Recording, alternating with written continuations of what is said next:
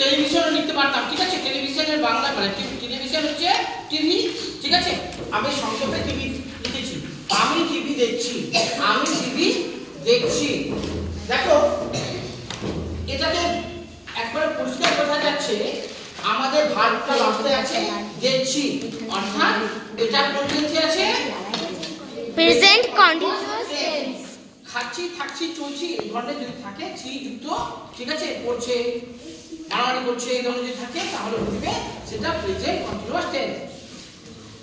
Present continuous টেন্সের আমাদের নিয়ম একবারে ব্ল্যাকবোর্ডে আছে, এটা একেবারে সোজা। কিন্তু কি লিখবো আমরা ব্ল্যাকবোর্ডে?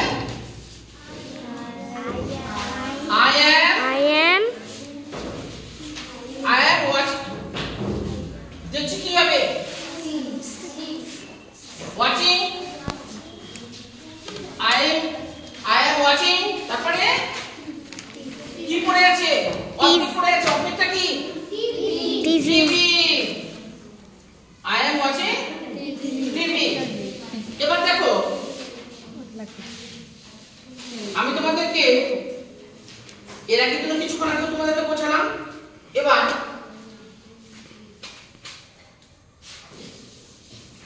তো স্যার হ্যাঁ বাবা বলো। সিমানো দেখা না? হ্যাঁ এখানে ওয়াচিং দেবে, কোনো অসুবিধা নেই। আমি টিভি দেখছি না, আমি টিভি দেখছি না। I am not watching TV. কি বললি?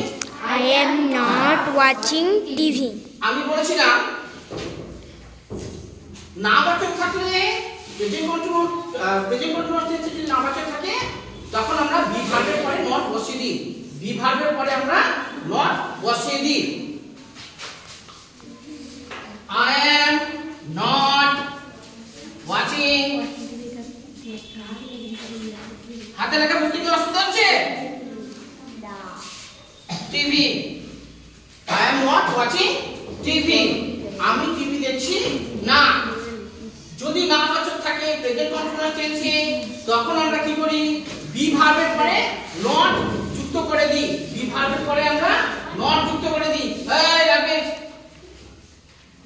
প্রেজেন্ট কন্টিনিউয়াস টেন্সে যেভাবে আমরা যে ফর্মুলাতে করেছিলাম ঠিক একই ফর্মুলাতে বসাবো, শুধুমাত্র বি ভার্বের পরে আমরা নট বসিয়ে দেব।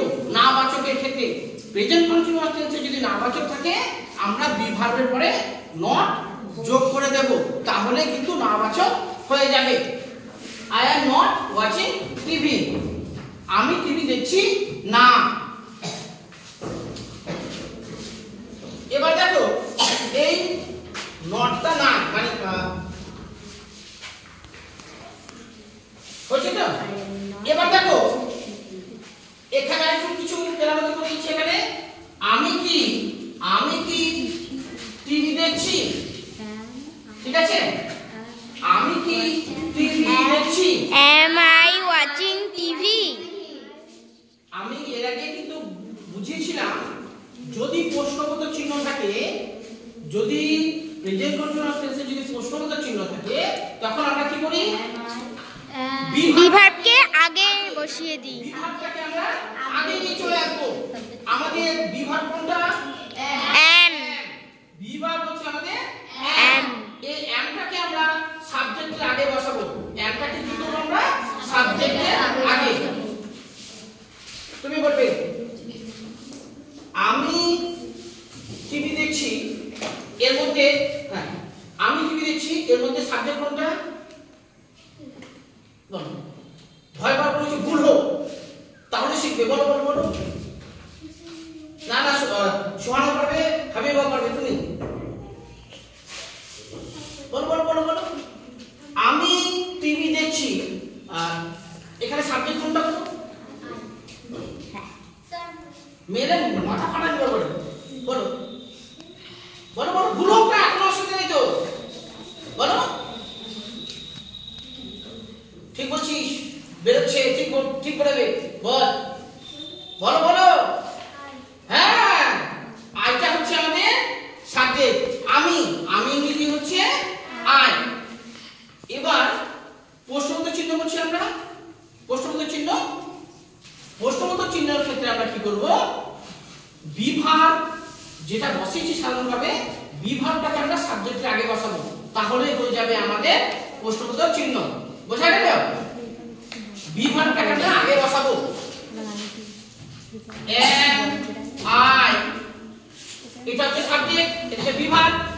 am I watching, am I watching TV? আবার এখানে প্রশ্নবোধক চিহ্ন অবশ্যই হবে। am I watching TV, আমি কি টিভি দেখছি? এত দেরি করলে যদি প্রশ্নবোধক চিহ্ন যদি থাকে, প্রশ্নবোধক চিহ্ন দেওয়া আছে, প্রশ্নবোধক চিহ্ন করতে গেলে আমরা কি করছি? বি ভার্বটাকে সাবজেক্টের আগে আমরা বসিয়ে দিচ্ছি, আর কিন্তু কোনো পরিবর্তন করছি না। শুধুমাত্র বি ভার্বটাকে আমরা সাবজেক্ট, আই হচ্ছে আমাদের সাবজেক্ট, বি ভার্বটা আমরা আগে বসিয়েছি am। এখানে যদি অন্য কিছু থাকতো, সে যদি থাকতো তাহলে হি ইজ হতো, তাহলে ইজটাকে আমরা আগে করে দিতাম। প্রশ্নবোধক চিহ্নের ক্ষেত্রে শুধুমাত্র আমরা বি ভার্বটাকে আগে এনে বসিয়ে দেব সাবজেক্টের আগে, বাদ বাকি সব একই থাকবে, আর কোনো পরিবর্তন না। আরেকটা হচ্ছে এখানে শেষে, সেন্টেন্সের শেষে আমরা ফুল স্টপ দেব না, এটা প্রশ্নবোধক চিহ্ন, সেজন্য প্রশ্নবোধক চিহ্ন বসাতে হবে। বুঝতে কি অসুবিধা মনে হচ্ছে কিছু? পরিষ্কার তো? আমি কিন্তু এখনই লিখতে দেবো।